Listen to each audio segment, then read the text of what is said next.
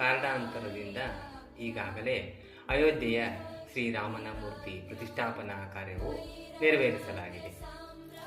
April 24ರ ದಿನ ಭಕ್ತಾದಿಗಳು ಮತ್ತು ದೇಶವಾಸಿಗಳು ತಮ್ಮ ಶಕ್ತಾನುಸಾರ ಪೂಜೆ, ಹೋಮ, ಹವನಾದಿಗಳನ್ನು ಮಾಡಿದ್ದರೆ ಶ್ರೀರಾಮನು ತಮ್ಮ ಪೂಜೆಯನ್ನು ಸ್ವೀಕರಿಸುತ್ತಾನೆ.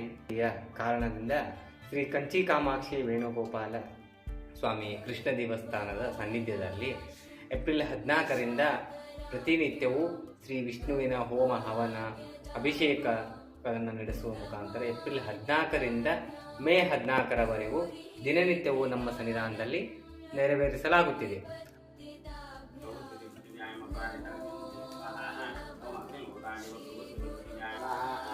ಓಂ